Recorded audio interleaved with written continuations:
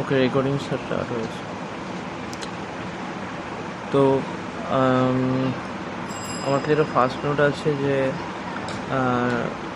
Doing things from consciousness, not from compulsion. ওইটাতে যদি আমরা শুরু করি যে কোনো কিছু আমরা যখন করি আর কি, একটা হয় যে জিনিসটা পুরোপুরি না বুঝে জাস্ট ইনস্ট্রাকশান ফলো করে, হয়তো পুরোপুরি ক্লিয়ার নয় কেন কেন করছি, কিন্তু কোথাও একটা পড়েছি এটা করা উচিত বা কেউ বলেছেন এটা করা উচিত, সেইটা জেনে বা শুনে ওটা আমরা করার চেষ্টা করি without having a clear understanding যে এক্স্যাক্টলি কেন করা হচ্ছে বা এটসেট্রা, এই ব্যাপারগুলো। যেমন আগের দিন আমরা আলোচনা করেছিলাম যে এই সন্ধেবেলা সন্ধে দেওয়াটাও যদি হয়, সেটাও আর কি, যে সবাই দেয় তাই দিই, বা এরকম দেখেছি শুনেছি সবাইকে দিতে, কিন্তু ওটা কেন দেয়া হয় সেইটা না জেনেই হয়তো আমরা সবাই কাজগুলো করে থাকি। যেমন আমি একটা এক্সাম্পল সন্ধেবেলা সন্ধে দেওয়া বললাম। এবার সেটা কি হয়, যখন আমরা কোনো কিছু না জেনে শুনে জাস্ট ইনস্ট্রাকশন ফলো করি বা করতে চাই, তখন কিন্তু অনেক সময় ওটা একটা একটা একটা বোঝা হয়ে দাঁড়াতে পারে, বা একটা যে একটা বাধ্যবাধকতা যে করতে হবে, আমাকে বলেছে করতে হবে, এরকম টাইপের। কিন্তু যখনই আমরা উইথ ক্লিয়ার আন্ডারস্ট্যান্ডিং কোনো কাজ করি, তখন কিন্তু ওই বোঝাটা আর হয় না আর কি, যে আমরা কিন্তু ওই কাজের মধ্যে ওই এনজয়মেন্টটাও খুঁজে পাবো, ওই কাজের মধ্যে ওই আনন্দটাও খুঁজে পাবো, যদি আমাদের আন্ডারস্ট্যান্ডিং ক্লিয়ার হয়। মানে এটা অনেকভাবে বলা যেতে পারে। যেমন এই আমরা সবাই জানি যে আমরা ভোরবেলা যদি উঠি বা ভেজ ডায়েট, যতটা প্ল্যান্ট বেসড ডায়েট খাবো, এগুলো আমাদের বডির জন্য অনেক সুদিং, সাত্ত্বিক লাইফ যেটাকে বলে। আমাদের গ্রুপে কিছুদিন আগে একটা সাত্ত্বিক লাইফের উপরে ভিডিও শেয়ার হয়েছিল। তো ওখানে খালি ভোরবেলা ওঠা না, কখন আমাদের ঘুমানো উচিত বা কতক্ষণ ঘুমানো উচিত বা কীরকম টাইপের খাবার খাওয়া উচিত, খালি খাবার নয়, খাবার মানে খালি শরীরের খাদ্য নয়, মনের খাদ্য, যে আমরা কীভাবে আমাদের অন্যদের সাথে ব্যবহার করা উচিত, সমস্ত কিছু নেই খুব সুন্দর ভিডিওটা আছে। ওই ভিডিওটা আমাদের গ্রুপে এক্স্যাক্টলি কবে শেয়ার হয়েছিল সেটা আমি বলতে পারি, বাই দ্য ওয়ে। কিন্তু মেন পয়েন্ট হচ্ছে যে যখনই আমরা উইথ ক্লিয়ার আন্ডারস্ট্যান্ডিং, মানে সেটাকে আমরা যদি বলি যে বাই কনসিয়াসনেস আমরা যখন কাজগুলো করি, নট বাই কম্পালশান মানে কাইন্ড অফ ফোর্স, যে কেউ বলেছে করতে করছি, কিন্তু ক্লিয়ার আন্ডারস্ট্যান্ডিং কেন করছি, যে ভোরবেলা ওঠা উচিত, বা যতটা সম্ভব নিরামিষ খাবে, যতটা সম্ভব প্ল্যান্ট বেসড ডায়েট খাবে, এটা কেউ বলেছে খাচ্ছি, কিন্তু কেন খাচ্ছি বা কেন সকালে ওঠা উচিত, কেন বেশি রাতে জাগা উচিত নয়, এই ব্যাপারগুলো যদি ক্লিয়ার আন্ডারস্ট্যান্ডিং থাকে, তখন কিন্তু আমরা এই কাজগুলো অনেক সহজে করতে পারবো। এইটা যেমন আমি যদি খুব ফার্স্ট পয়েন্টে নিয়ে বলি যে আমরা ওয়েকিং আপ আর্লি, কারোর দিক থেকে একটা আসছে, মিউট করে দিতে পারে। ভোরবেলা ওঠা নিয়ে যদি বলি, আমরা যে বিভিন্ন ভিডিওসের কথা বলি ইউটিউবে, যেমন ভিকে শিবানী বলে একজন আছেন, উনি খুব সুন্দর বলেছিলেন যে ভোরবেলা অনেকে আমরা বলি যে ভোরবেলা উঠতে পারি না, কিন্তু উনি ব্যাপারটা অন্যরকম বললেন। মানে ভোরবেলা উঠতে পারি না কথাটাই ভুল আর কি। কথাটা হচ্ছে এটাই হওয়া উচিত যে আমরা তাড়াতাড়ি ঘুমাতে পারি। তাড়াতাড়ি যদি আমরা ঘুমোতে পারি, ভোরবেলা আমরা এমনি উঠে পড়ব। আমরা ভোরবেলা বা তাড়াতাড়ি আমরা উই ক্যান ওয়েক আপ আর্লি, যদি আমরা তাড়াতাড়ি ঘুমোতে পারি। এখন আমরা যেহেতু তাড়াতাড়ি ঘুমাতে পারি না, এবার আমরা যদি এক্সপেক্ট করি না আমরা দেরিতে ঘুমাবো কিন্তু তাড়াতাড়ি উঠবো, সেটা তো বডির জন্য খারাপ হয়ে যাবে না। যে বডির তো একটা মিনিমাম রেস্ট চাই। এই ঘুমের মধ্যে দিয়ে কিন্তু আমাদের বেস্ট মানে বডির রেস্ট হয়, এবং বডির যে সারাদিনের যে বিভিন্ন রকম যে খামতিগুলো সেগুলো পূরণ হয়, রিকভারি হয়। তো সেইখানে বা যদি কোনো কারোর শরীর খারাপ হয়, সেক্ষেত্রেও যদি বডি আবার সেখান থেকে আবার নর্মাল স্টেটে ফিরে আসার জন্য যে রিকভারিগুলো করে, সেগুলো ঘুমের সময় ম্যাক্সিমাম করতে পারে। তো বডিকে অবশ্যই প্রপার রেস্ট দেওয়া উচিত। এবার সেই অ্যামাউন্টটা ম্যান টু ম্যান ভ্যারি করে। মোটামুটি 6 to 8 hours in a day sleep মোটামুটি দরকার হয়। এবার বাচ্চাদের ক্ষেত্রে বেশি, বাচ্চাদের 12 hours, মানে যত বয়স বাড়ে স্লিপটা কমতে থাকে। মোটামুটি অ্যাডাল্টদের ক্ষেত্রে 6 to 8 hours in a day, বাচ্চাদের ক্ষেত্রে 12 ঘন্টা, 10 ঘন্টা, টিনেজারদের ক্ষেত্রে 10 ঘন্টা মোটামুটি সারাদিনে ঘুমের দরকার হয়। এবার এখানেও ওই সাত্ত্বিক লাইফস্টাইল নিয়ে যে ভিডিওটার কথা বলছিলাম, তো সেখানে ওইটা আছে যে যদি আমরা ঠিকঠাক খাবার বডিকে দিই তাহলে, এবং আমরা যদি ডিপ স্লিপ ঘুমাতে পারি, তাহলে কিন্তু ডিউরেশন অফ ঘুমটাও কম লাগবে কি আমাদের বডির। এবং সেটা আমরা কী করে বুঝবো? তাহলে কি আমরা আগে 8 ঘন্টা পরে অ্যালার্ম দিতাম, এখনটা কি 6 ঘন্টা পরে অ্যালার্ম দেবো? সেটা নয়, অটোমেটিক ঘুম ভেঙে যাবে। যখন ঘুম কমপ্লিট হয়ে যায় বডির, তখন অটোমেটিক্যালি ঘুম ভেঙে যায়। এটা আমরা প্রত্যেকেই এক্সপিরিয়েন্স করেছি নিশ্চয়ই। এবং ওই অটোমেটিক্যালি নিজে থেকে ঘুম ভেঙে যাওয়া, ওটা কিন্তু একটা দুর্দান্ত জিনিস আছে, যে ঘুমের যা রিকোয়ারমেন্ট ছিল কমপ্লিট হয়েছে, কোটা পুরো কমপ্লিট হয়েছে এবং বডি এবার নিজে থেকে জেগে উঠেছে। সেইভাবে আমরা যেন ঘুম থেকে উঠি, তাহলে কিন্তু আমরা সারা দিনটা এনার্জাইজ থাকবো। এরকম নয় যে আমার বডি আরও 1 ঘন্টা ঘুমের অত দরকার ছিল, আমি অ্যালার্ম ক্লক দিয়ে অ্যালার্ম বাজিয়ে জোর করে উঠে পড়লাম বা উঠে পড়তেই হলো। সেইটা কিন্তু বডির জন্য ঠিক নয়। তো ওটার জন্য ওই ভিডিওটাতে খুব সুন্দরভাবে এক্সপ্লেন করা আছে। ওখানে বলছে কোর ঘুমের আওয়ার হচ্ছে রাত 10টা থেকে 2টো। তার সেই এবার তো আগে পরে মিলে মানে ওই 4 ঘন্টা যেন আমরা অবশ্যই ঘুমাই, মানে ওই সময় আমার সবচেয়ে ভালো ঘুমটা হওয়ার কথা আর কি, ডিপেস্ট স্লিপ। এবার আমরা এরকম কেউ করতে পারি যে কেউ যদি মানে 8টা থেকে 4টা বা 9টা থেকে 5টা বা 10টা থেকে ভোর 6টা, এরকম আর কি, এরকমভাবে 8 ঘন্টাগুলো করতে পারি। কিন্তু আরেকটা বললাম যে যেটা যদি আমরা সুদিং খাবার আমরা বডিকে দিই, সেটা বোথ মনের খাবার এবং শরীরের খাবার। মনের খাবার মানে যেটা পজিটিভ চিন্তা, সমস্ত কিছু পজিটিভিটি, আনন্দ থেকে থাকে। যদি মন যখন সবসময় প্রচণ্ড আনন্দে থাকে, মন সেই সময় কিন্তু আমাদের ঘুমের দরকার কম হয়। এটা আমরা নিজেরা হয়তো কখনো এক্সপিরিয়েন্স করেছি, মানে বন্ধুবান্ধব নিয়ে খুব যখন মজা আছে আছে, তো সেই দিনগুলোতে হয়তো আমরা দেখবো যে নিজে থেকেই অনেক কম সময় ঘুমের পরও ঘুম নিজে থেকেই ভেঙে যাচ্ছে। তো সেই রকমই আর কি। সেটা হচ্ছে মনের খাদ্য। আর শরীরের খাদ্য হচ্ছে আমাদের বডিতে প্ল্যান্ট বেসড ডায়েট অনেক বেশি সুদিং এনভায়রনমেন্ট তৈরি করে আমাদের বডিতে, রাদার দেন এই অ্যানিম্যাল প্রোটিন যদি আমরা বেশি নিই, সেক্ষেত্রে তাকে ডাইজেস্ট করতেও অনেক বেশি পরিশ্রম করতে হয় আমাদের বডিকে। এবং তাছাড়া অনেক ক্ষেত্রেই ওই অ্যানিম্যাল প্রোটিন যে আমরা যে খাবারগুলো, সেটা মাংস হতে পারে, ডিম হতে পারে, হোয়াটএভার, সেগুলো বডির জন্য অনেকটাই অতটা সুদিং হয় না আর কি।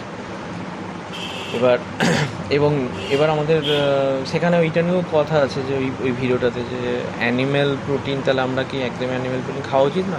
তো ওখানে এমনি যদি আমরা যতটা কম খেতে পারবো তত ভালো। এবার আমরা আজকে শুনে কাল থেকেই যে একদম অ্যানিম্যাল প্রোটিন ছেড়ে দেবো, কমপ্লিটলি প্ল্যান্ট বেসড ডায়েটে যাবো, সেটা হয়তো পারবো না।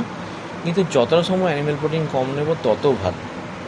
তার মানে অ্যানিম্যাল প্রোটিন নেওয়ার খারাপ দিকটা অনেক রকমভাবে এক্সপ্লেন আছে এখানে। আর যেটা এবার কি, যে অ্যানিম্যাল প্রোটিনটা যেটা আমাদের বডিতে কিছুটা সুদিং, কিছুটা মেনে নিতে পারে, সেটা হচ্ছে মাছ, ফিশ। কিন্তু এই মাংস, বা সেটা যে কোনো রকম মাংসই হতে পারে, চিকেন হতে পারে বা রেড মিট হতে পারে, এগুলো কিন্তু আমাদের বডির জন্য একেবারেই সুদিং নয়। আর যেটা একটু হলেও সুদিং হতে পারে সেটা হচ্ছে ফিশ। কিন্তু ইভেন এটা নয় যে আমরা তার মানে সপ্তাহে ডেইলি আমরা ফিশ খাবো, সেটা ক্ষেত্রেও কিন্তু সেটা আমাদের বডির জন্য ভালো নয়। হয়তো আমাদের সপ্তাহে 14টা মিলের মধ্যে হয়তো 3টে থেকে 4টে মিল ফিশ মিল হবে ম্যাক্সিমাম। বাকি সমস্ত মানে পারলে 14টা মিলই যদি ভেজ হয় তাহলে খুব ভালো হয়। এগুলোর কিন্তু আমরা নিজেরা এক্সপিরিয়েন্স করতে পারবো। এবার এখানে ওই ভিডিওটাতে খুব সুন্দরভাবে বলেছে যে কেন, মানে এবার এইটাই একটা পয়েন্ট, যে কম্পালশন থেকে না করে আমরা যদি কনসিয়াসনেস থেকে কাজগুলো করি, কি যে কেউ বলে দিয়েছে, এখানে ডিসকাশন হয়েছে যে প্ল্যান্ট বেসড ডায়েট খেতে হবে, ভেজ খেতে হবে, ননভেজ ত্যাগ করতে হবে, কিন্তু এটা যদি আমরা কেউ যদি আমরা ফলো করতে এরকম বলা হয়েছে তাই করতে হবে, কিন্তু করা তো খুব ডিফিকাল্ট হচ্ছে, কিন্তু বলা হয়েছে তাই করতে হবে, মানে এরকমভাবে করতে গেলে কিন্তু আমরা কেউই পারবো না। মানে আমি যদি ভোরে সকালে ওঠাটা বলি, কারণ নিজের কিন্তু আমরা যদি ওর অ্যাকচুয়াল কারণটা জেনে যাই যে কেন করতে বলা হচ্ছে, তখন কিন্তু যখন কনসাসনেস থেকে আমরা জিনিসটা করার চেষ্টা করবো তখন হয়তো আমরা করতে পারবো আর কি। ওখানে খুব সুন্দরভাবে বলেছে যে যে মানে আমেরিকান ওয়ে অফ থিঙ্কিং হচ্ছে যে একটা খাবারে কতটা কার্বোহাইড্রেট আছে, কতটা প্রোটিন আছে, কতটা ফ্যাট আছে, এটসেট্রা আর কি, দিয়ে আমাদের বডিতে সারাদিনে এত গ্রাম প্রোটিন লাগে, এত গ্রাম ফ্যাট লাগে, এত গ্রাম কার্বোহাইড্রেট লাগে, সেইটার সাথে ওটা ম্যাচ করা। কিন্তু the the basic thing they forget, সেটা হচ্ছে যে how that food is coming to us, how that food has been processed, কী প্রসিডিউরের মধ্যে দিয়ে ওই জিনিসটা গিয়ে আমাদের আলটিমেটলি খাবারের প্লেটে আসছে। মানে এইটা যদি আমরা যদি অ্যানিমেল প্রোটিনের কথা বলি, সেটা যে মাংসই বলি, সেটা মুরগির মাংস, খাসি মাংস, ছাগলের মাংস, ভেড়ার মাংস, ইভেন যারা গরু মাংস খান গরু মাংস, হোয়াট এভার, তো যে মাংসই হোক সেক্ষেত্রে কি ইমেন্স মানে ওদের ওপর টর্চার করা হয় আর কি, যে বিভিন্ন ফার্মগুলো, সেটা পোলট্রি ফার্ম হতে পারে বা অন্যান্য যে মাংস প্রডিউসিং ফার্মগুলো হয়, সেখানে ওদেরকে খুব একটা মানে কনফাইন পেসে অনেক কষ্টের মধ্যে রাখা হয় আর কি। তাদের বিভিন্ন রকম ইঞ্জেকশন দেওয়া হয়, এমন খাবার দেওয়া যাতে তাড়াতাড়ি ওরা গ্রো করে, যাতে তাদের মাংস বেশি তারও তৈরি হয়, তাতে যারা ওই ওনার ফার্মে তাদের আরও বেশি প্রফিট হয় আর কি।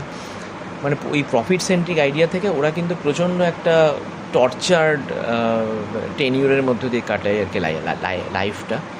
তার ফলে কি ওই টর্চারটা কিন্তু ওদের বডিতেও থাকছে আর কি, এবং সেই মাংসটাই একটা ইমেন্স টর্চারের প্রসিডিউরের মধ্য দিয়ে মাংসটা প্রসেসড হয়ে আমাদের খাবারের প্লেটে আসছে।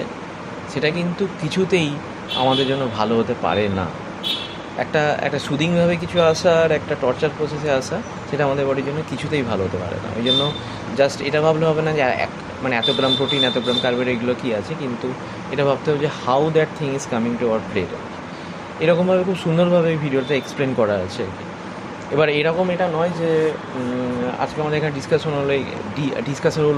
ডিসকাশন হলো আর কালকে আমরা পুরো প্ল্যান বেসড ডায়েটে চলে যেতে পারবো, বা একদম ভোরবেলা থেকে যে ওঠা উচিত, সূর্যোদয়ের আগে ওঠা উচিত, এবং last meal of the day আমরা যেন চেষ্টা করি যে 7 PM যেন last meal of the day, dinner যদি বলি আর কি, তারপরে যেন না খাই, সূর্যাস্তের পরে জল যেন প্রায় না খাই আর কি, খুব কম যাতে খাই, কারণ জল খেলেও সেটা রাতে যত বেশি জল খেয়ে নেবো তাহলে রাতে শোয়ার সময় এই ইউরিন প্রোডাকশান বেশি হবে, তাতে কিন্তু আমাদের ঘুমের ব্যাঘাত ঘটবে আর কি। তো এরকম সুন্দর সুন্দর পয়েন্টস আছে, বাট থিং ইজ দ্যাট এত কিছু ইনফরমেশান, সমস্ত কিছুকে আমরা যদি রিয়েলাইজ করি তবেই কিন্তু আমরা করতে পারবো। এরকম নয় যে জাস্ট এখানে বলা হচ্ছে বলে, কেউ বলছে বলে জালে করো, বা যদি অন্য একটা অ্যাসপেক্টে বলি যে সৎ হওয়া উচিত, কেউ আমরা যদি বলি যে এই চলো আমরা সবাই সৎ হই, কেউ অসৎ হবো না, কিন্তু কেন সৎ হতে হবে, অসৎ থাকলে কী প্রবলেম হবে, সৎ থাকলে কী সুবিধা হবে, এইগুলোকে যদি আমরা রিয়েলাইজ করিনি, কি এগুলোকে যদি এক্সপিরিয়েন্স করিনি, উইথ কনসিয়াসনেস আমরা যদি থিংসগুলোকে একটু ভাবি আর কি, তখন কিন্তু আমি একবার যদি আমরা রিয়েলাইজ করে যাই যে সৎ থাকার সুবিধাটা কী বা অসৎ থাকলে কী অসুবিধা হবে বা এক্সপিরিয়েন্স করি, তখন কিন্তু আমাদের বলেই তো হবে না যে তখন ওই সৎ থাকাটা আমাদের বাই ডিফল্ট হয়ে যায়, আমরা সৎই থাকবো, অসৎ হব না। তো এইরকম যে কোনো জিনিসকে আমরা যদি জাস্ট কম্পালসান থেকে না ভেবে যদি কনসিয়াসনেস থেকে ভাবি, তাহলে কিন্তু অনেক কিছুই আমরা অ্যাচিভ করতে পারবো অনেক ইজিলি, মানে অনেক ঠিক হ্যাবিটের মধ্যে আমরা নিজেদেরকে নিয়ে যেতে পারবো। অনেক কিছু ঠিক হ্যাবিট আমরা শুনবো, কিন্তু জাস্ট কোনো আন্ডারস্ট্যান্ডিং রাখা যদি ওটাকে ফলো করতে চাই, তাহলে কিন্তু ওটা হবে না, ওটা একটা বাধ্যবাধকতা হয়ে যাবে, ওটা একটা কম্পালসান হয়ে যাবে নিজেদের উপর, সেটা কিন্তু আমরা করতে পারবো না বেশি। ওই জন্য যে কোনো কিছুকে আমরা যদি একটু কনসাসনেস দিয়ে ভাবি আর কি, হিউম্যান কনসাসনেস দিয়ে, মানব চেতনা দিয়ে, যে কেন এটা করা হচ্ছে, তখন কিন্তু মানে আমার নিজের এতেই যদি বলি যে এই বিকে শিবানীর কথাটা শোনার আগে সবসময় আমি চেষ্টা করতাম যে ওয়েকিং আপ আর্লি, যে সুন্দর মানে তাড়াতাড়ি ভোরে ওঠা উচিত, কিন্তু উনি এত সুন্দর একটা ভিডিওতে দেখলাম যে বলছেন যে ওয়েক আপ আর্লি এইটা ট্রাই করো না, মানে let's try to sleep early. সবাই যদি আমরা তাড়াতাড়ি ঘুমাতে পারি তাহলে ওয়েকিং আপ আর্লিটা অটোমেটিক্যালি উইল হ্যাপেন।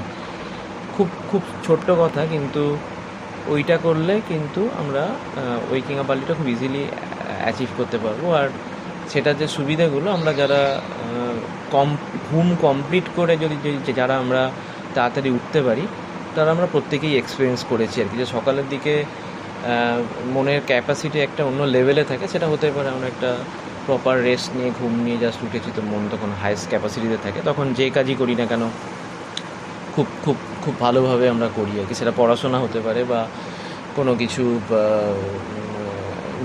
গেম খেলা হতে পারে, হোয়াট এভার, মানে যে যা কাজ করি আর কি, সেটাই কিন্তু একটা সেই সময় ভোরবেলা সকালবেলা যে উঠে যে কাজগুলো করি ফার্স্ট সাম আওয়ার্স আর কি, 3-4 আওয়ার্স, তখন এটা অন্য লেভেলে আমরা কাজগুলো করতে পারি। এই তাড়াতাড়ি উঠে কাজ খুব ভালো হয়েছে, এই এক্সপিরিয়েন্স আমরা কেউ একজন শেয়ার করি। অভিষেক, তাড়াতাড়ি উঠিস? আজকাল হয়ে গেছে আর কি, মানে কিছুদিন হলো, আগে ছিল না আর কি। আচ্ছা, আমি একটা নতুন জিনিস বলি। এখানে আমি তো ব্যাঙ্গালোরে শিফট হয়ে গেছি, আমার 5 মাস, তো বিভিন্ন কারণে আমি মিটিং অনেকদিন পরেই জয়েন করা, মানে যেটা করতে পারছিলাম আর কি। তো এখানে এত ট্রাফিক হয়, তো ইভিউ তুমি যদি রাস্তায় বেরো মানে অলমোস্ট 8:30-9টার সময়, যেটা অফিসে আধা ঘন্টা পৌঁছানোর কথা সেটা তুমি 1.5 ঘন্টায় পৌঁছাবে, ঠিক আছে, আসার সময় আর কি। তো আগে কিছু একটা আমার ওয়াইফের যেখানে ওকে নিয়ে যায় ক্যাবে করে, ওখানে সকাল 7টার সময় যায়, ওই জন্য 5:30টার সময় উঠতে হয় আর কি আমাদের আর কি। তো ওটা কি আধা ঘন্টায় পৌঁছে গেল। ব্যাঙ্গালোরের সাংঘাতিক ট্রাফিক হয়, তুমি শুনেছি মনে হয়। ওটা সকালে করে দাও, ওই 1.5 ঘন্টায় তুমি আধা ঘন্টায় হয়ে যায়। এখানে সন্ধ্যার সময় খুব তাড়াতাড়ি ফিরে আসে 4টার সময়, তখন কিন্তু ট্রাফিক থাকে না আর কি। তো তুমি অনেকের চেয়ে অনেক আগে থেকে যাও আর কি, যদি আগে উঠতে পারো আর কি।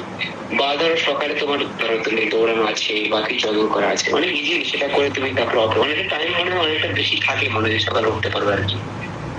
সেইটা তো রিয়েলাইজ করছি কিছুদিন হলো আর কি। আমি নতুন জায়গায় শিফট হওয়ার পর যেটা অনেকটা রিয়েলাইজ করছি কিছুদিন হলো, 15 ধরে শিফট হয়েছে আর কি। এখন চেষ্টা করছি করতে আর কি। আর মানে অনেক অনেক অনেক চিন্তাভাবনা অনেক ভালোভাবে করে। অনেক কোনো কিছু নিয়ে যদি আমরা পড়তে বসি বা কিছু একটা নিয়ে ভাবি, মানে অনেক অনেক ভাবনাগুলো খুব সুন্দরভাবে পরপর আসতে থাকে আর কি। এটা সকালবেলা মেবি তখন অন্য কিছু ডিস্টার্বিং থটস তখনও মাথায় ঢোকে না বলে, যেটা নিয়ে ভাবছি খালি আমরা সেটা নিয়েই ভাবতে পারি বলে হয়তো আমাদের কাজগুলো অন্য লেভেলে হতে পারে আর কি ভোরবেলা করলে। এইটা একটা এক্সপিরিয়েন্স আছে। যাই হোক, এই কনটেক্সটে কেউ যদি আমরা কিছু অ্যাড করলি তো করতে পারি, নাহলে আমরা পরের পয়েন্টে যাব। সুনন্দা, অঞ্জন থেকে একা থেকে জেগে যাবে, এটা কিন্তু আমি খুব দেখেছি। যেদিনকে হয়তো খুব তাড়াতাড়ি ঘুমিয়ে গেছি, ওই দিনকে অ্যালার্ম বাজার আগেই আমি ঘুম থেকে উঠে গেছি, অ্যালার্ম বাজার জন্য ওয়েট করতে হয়নি। এবং সেটা অনেকবারই হয়েছে। এবং তোমার সত্যি বডির ঘুম কমপ্লিট হলেই অটোমেটিক্যালি ঘুম ভাঙলে তারপরে সত্যি শরীরটা খুব ভালো লাগে। তাহলে জোর করে অ্যালার্ম দিয়ে ওঠাতে দেখেছি, হয় পায়ে যন্ত্রণা করছে, নয়তো মাথা একটু ঘোরাচ্ছে, কিংবা শরীরটা ম্যাজ ম্যাজ করছে, ভালো লাগছে না, যে জোর করে ওঠা। কারেক্ট। আর ম্যাচ ম্যাচের ব্যাপারটা অনেকক্ষণ থাকে, ব্যাপারটা অনেকক্ষণ থাকে।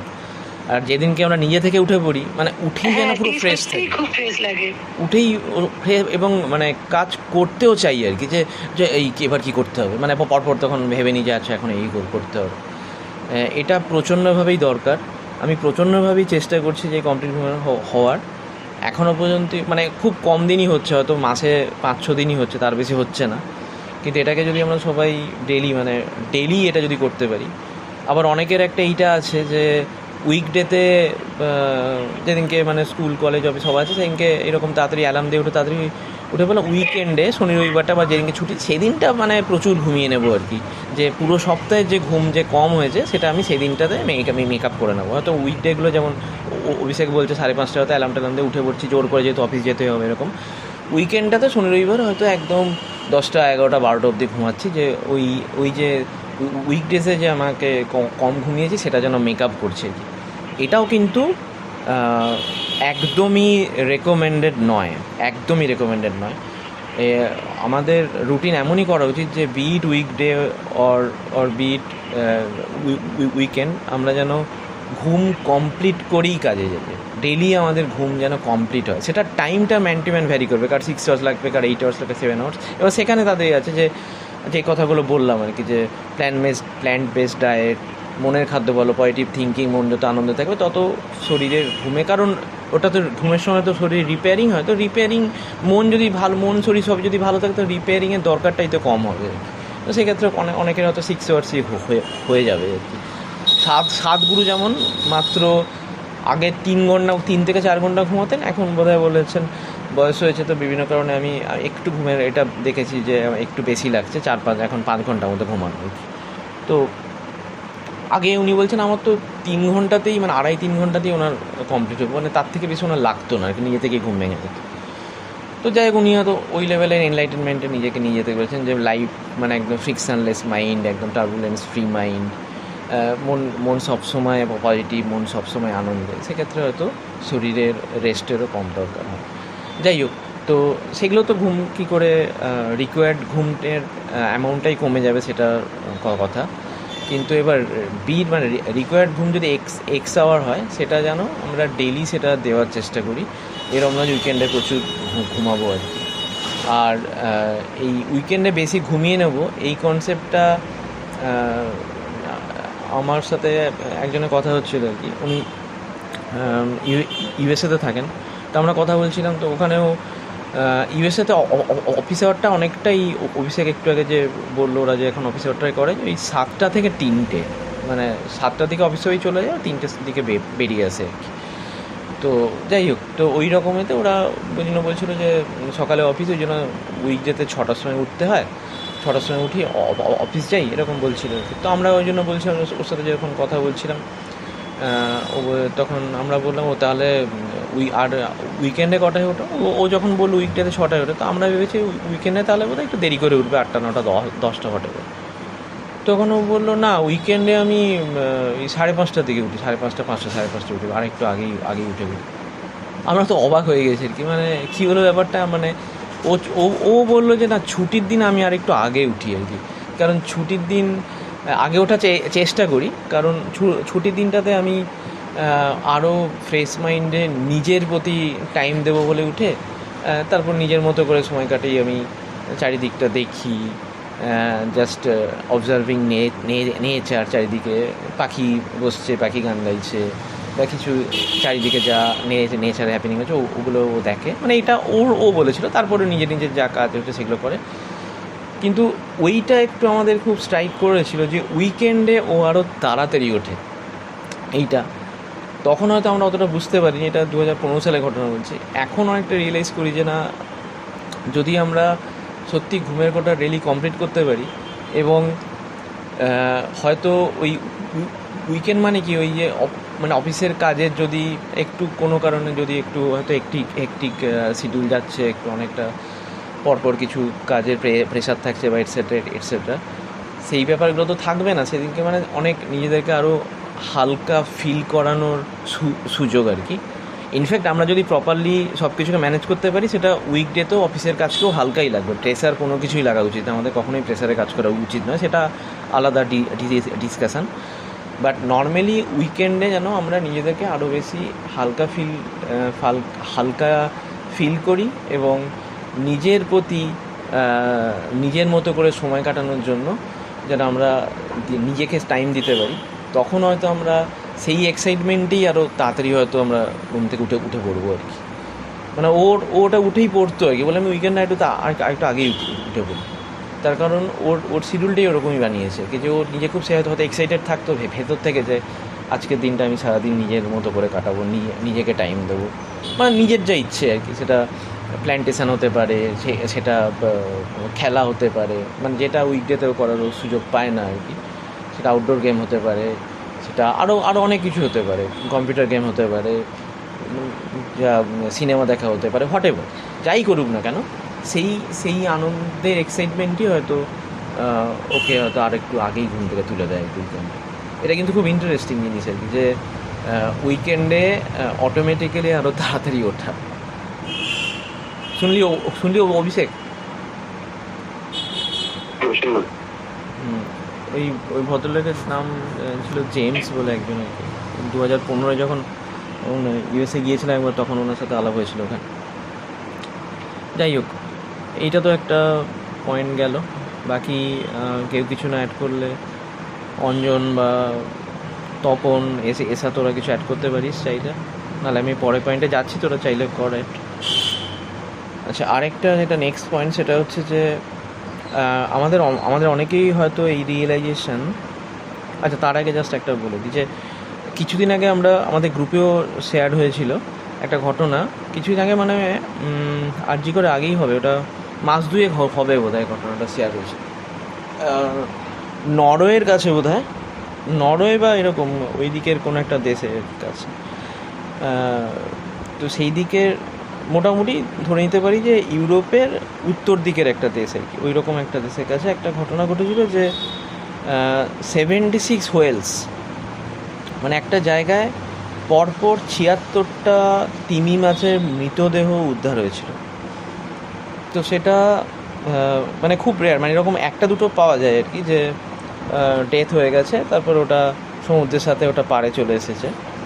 কিন্তু ওটা পুরো সবাইকার নজরে এসেছিলো এই কারণে যে 76 whales died due to some reason. তো সেটা প্রথমে তো বোঝা যায়নি যে কী হলো রে বাবা, এই এতগুলো মারা গেল, কোনো কি বিষক্রিয়া হয়ে গিয়েছিল জলে কিছু, তাহলে তো আরও অন্যান্য অ্যানিমেলসও মারা যাবে, ওটা বোঝা যাচ্ছিল না। কিন্তু কিছুদিন পরে কিছু সায়েন্টিস্ট ব্যাপারটাকে অ্যানালাইজ করার পর এইটা বুঝতে পেরেছিলেন কারণটা ছিল এটাই যে 76 মানে প্রথমে একটা তিমি মাছ কোনোভাবে একটু কম জলের দিকে চলে এসেছিলো আর কি, মানে ডাঙার দিকে চলে এসেছিলো। দিয়ে সেই সময় বোধহয় হঠাৎ করে হয়তো ও এসে হয়তো থেকে গেছিলো, ঘুমিয়ে গেছিলো, হঠাৎ হবে, দিয়ে হঠাৎ করে ভাটা হয়ে গেছিলো আর কি, মানে জোয়ার ভাটা যেমন হয়, তো ভাটার জন্য জল আরও কমে গেছে, দিয়ে ও ডাঙাতে আটকে গিয়েছিল। দিয়ে তারপর খুব হয়তো কিছু পাক টাক টাইপের ছিল আর কি, আলটিমেটলি ও আটকে গিয়েছিল, ও আর জলে ফিরতে পারেনি, ও ছটপট করছিল।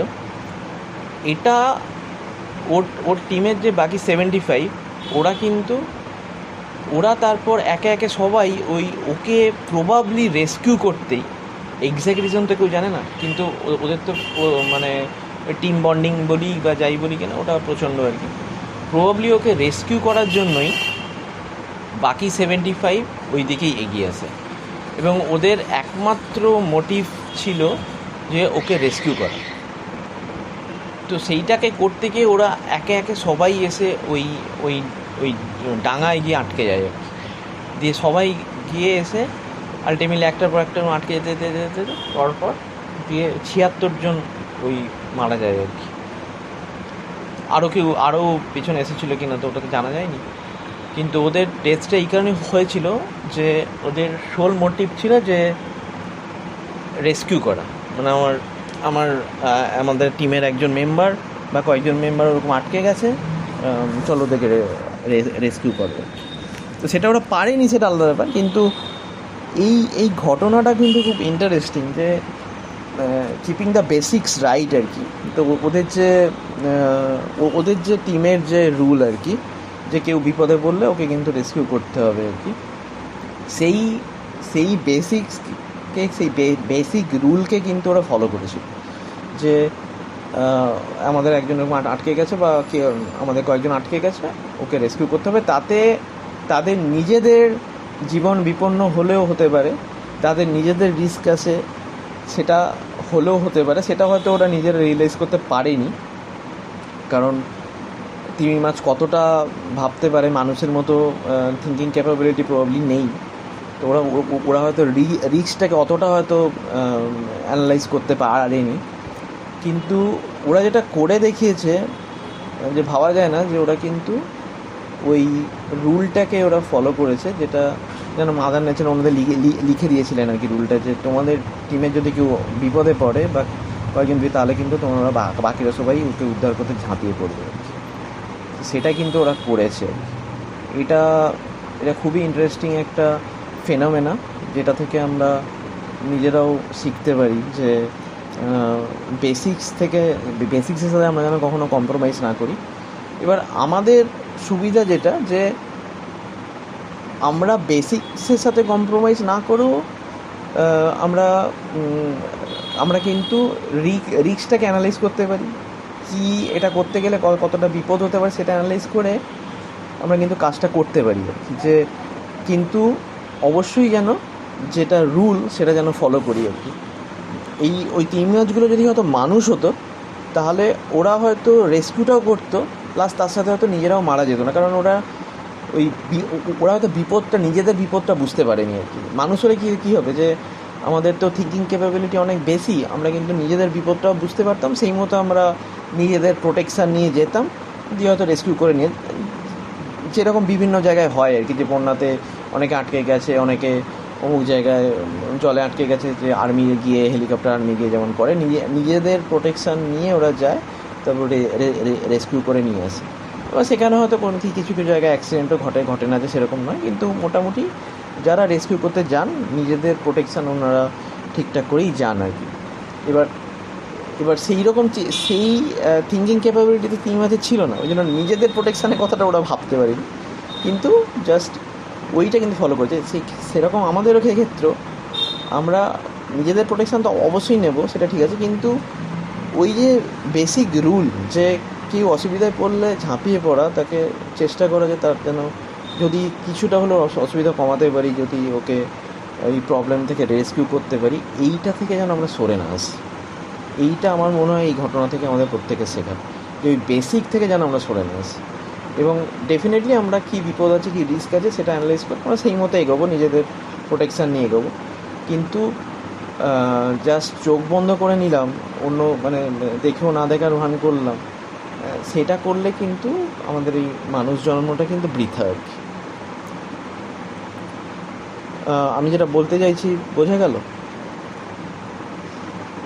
কেউ একজন সুনন্দা বা অভিষেক, মানে ওরাও তো তেমনি মানে মানুষ হলেও তো এতগুলো ডেথ হতো না, কারণ ওরা নিজেদের রিস্কটা বুঝতে পারেনি। হ্যাঁ, নিজেদের রিস্কটা বুঝতে পারে, কিন্তু আমরা কিন্তু নিজেদের বা নিজেদের প্রোটেকশান দিতে যথেষ্ট ক্যাপেবল, কিন্তু সেক্ষেত্রেও আমরা হয়তো অনেক সময় বেসিক রুলগুলো ফলো করি না। অনেকে অসুবিধায় পড়েছে জেনেও আমরা না শোনার ভান করি, না দেখার ভান করি, যেন চলে যাই। এটা যেন আমরা না করি, এইটা বোধহয় একটা বড় জিনিস আমরা শিখতে পারি এরকম একটা ঘটনা থেকে, যে ওরা নিজেদের জীবন বিপন্ন হচ্ছে দেখে ওরা কিন্তু 76 ওয়েভস, একটা দুটো নয়, এতজন প্রাণ হারিয়েছিল ঘটনাটা। Very sad incident. সুনন্দা একটু মিউট কর।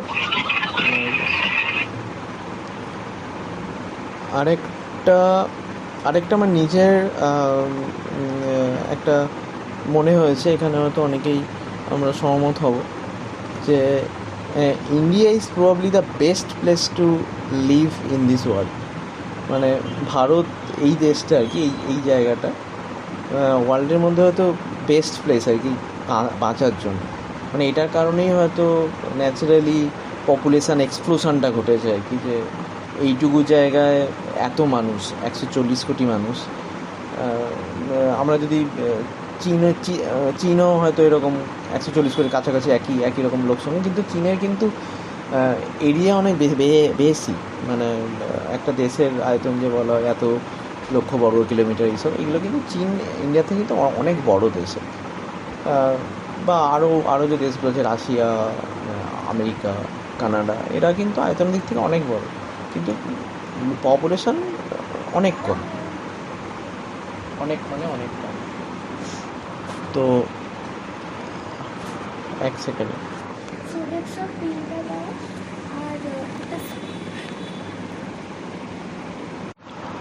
তো এখানে হচ্ছে যে 1 নম্বর হচ্ছে যে ইন্ডিয়াতে জিওগ্রাফিক্যালি যদি দেখা হয় যে ওয়েদার অনেক সুদিং আর কি মানুষের বাঁচার জন্য, যে নর্মালি যে বিভিন্ন জায়গায় যেমন দেখা হয় যে রাশিয়াতে যেমন প্রচুর বরফ পড়ে, খুব ঠান্ডা, সেখানে নর্মালি মানে বরফটা পড়ে যে ন্যাচারাল মানে স্বাভাবিক মানুষ জীবন অনেকভাবেই ব্যাঘাত ঘটে আর কি।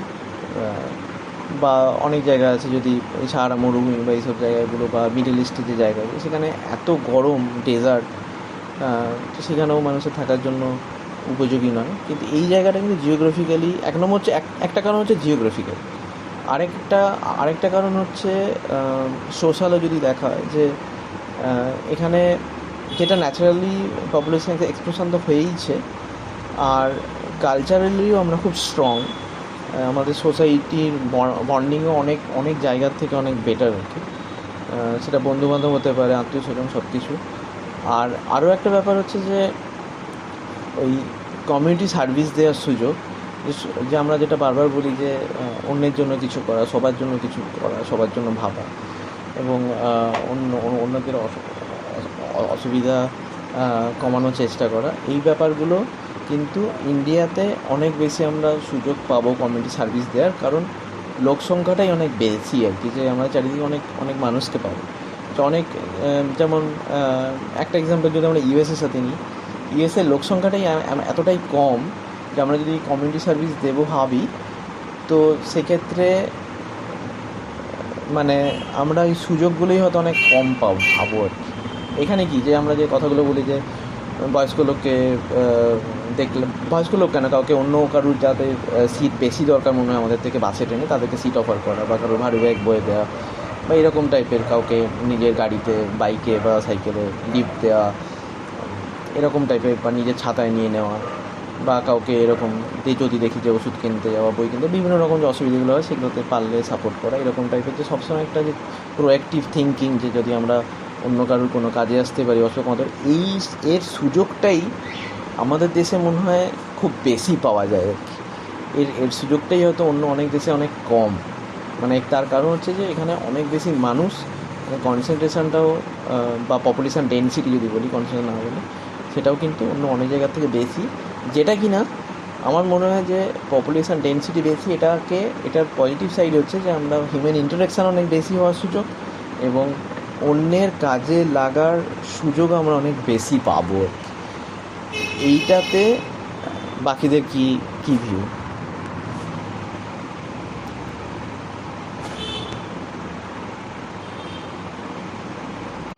সেটা ডেফিনেটলি তো তুমি অনেকটা ঠিক, বাট যদি একটু ইকোনমিক ডেভেলপমেন্ট একটু হয় না, সেটা তো আরো মানে